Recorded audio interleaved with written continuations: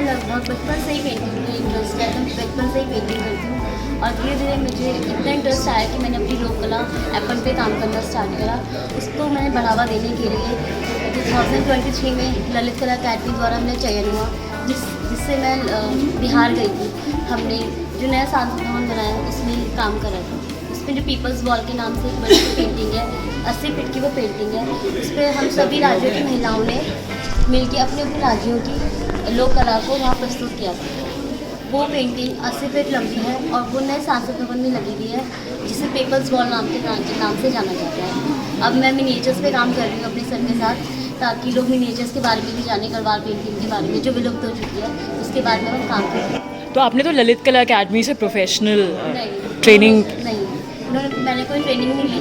बचपन से शौक था, तो उन्होंने मेरा काम देखा तो उन्होंने मुझे सिलेक्ट करा था। अच्छा, आप उनकी एग्जीबिशन में सिलेक्ट हुए थे? मैं वर्कशॉप ही अटेंड करी थी उस टाइम सर की, तो उन्होंने मुझे वहाँ से सिलेक्ट करा। तो आप पेंटिंग मतलब फुल टाइम करते हैं, आपका कोई और प्रोफेशन है? पेंटिंग ही करती हूँ।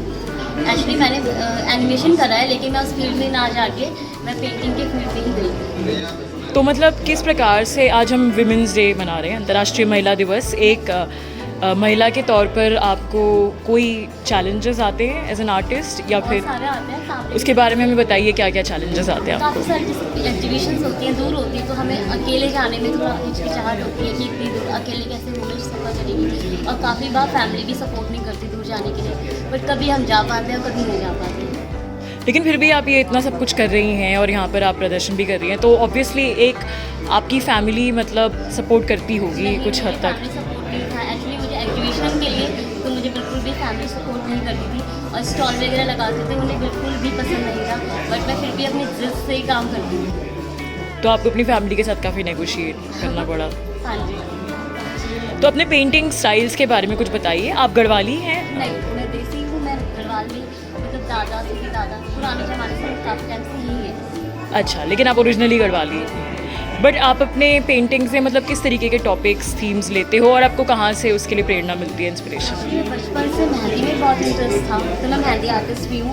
तो उसी मतलब जब मैंने इसके बारे में पढ़ा एपन के बारे में, तो जैसे जैसे लोग पुराने ज़माने में इतने टूल्स नहीं होते थे, लोग हाथ से ही बनाते थे, लीड के, फिर बिस्वार से।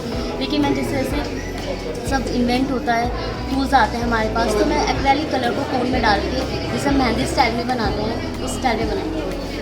तो आप मेहंदी के उससे इंस्पायर हो कि आपने खुद ही सीखा, मतलब ऐसे हाँ जी। करके? मैंने कोई टीचिंग नहीं ली, कोई क्लासेस नहीं, पेंटिंग कुछ भी लिया। तो अब मैं वर्कशॉप अटेंड कर रही हूँ सर की, ताकि मैं मिनिएचर्स पे काम कर सकूँ, इसलिए मैं सर के साथ काम कर रही हूँ मिनिएचर्स। तो अब आगे अपने इसको पेंटिंग्स को आगे ले जाना चाहेंगे? आपने कुछ क्या सपने हैं आपके, क्या क्या सोचा है आपने इसके बारे सपने में? तो बहुत सारे होते हैं, बस अब देखो क्या होता है आगे। मतलब अब और भी फॉर्म्स में अब करना चाहते हैं हाँ ना? जी, मिनिएचर्स को आगे लाना चाहते हैं। मिनिएचर्स के बारे में कोई नहीं जानता हमारे गढ़वाल में, बहुत कम लोग ही हैं जो मिनिएचर्स के बारे में जानते हैं। अब मैं इसको आगे रिवील करना चाहती हूँ कि लोग इसके बारे में भी जानें। आप कुछ मैसेज देना चाहोगे वुमेंस डे पे? वुमेंस डे पे मैं ये मैसेज देना चाहती हूँ कि बस सबको अपने सपनों के पीछे भागना चाहिए, अपने सपने, अपने ड्रीम्स पूरे करने चाहिए। ज़रूरी नहीं है कि आपकी फैमिली आपको सपोर्ट करेगी। 90% फैमिली आपको सपोर्ट करती ही नहीं है, 10% ही फैमिली सपोर्ट करती है, तो आपको अपना 100% देना चाहिए हर काम को।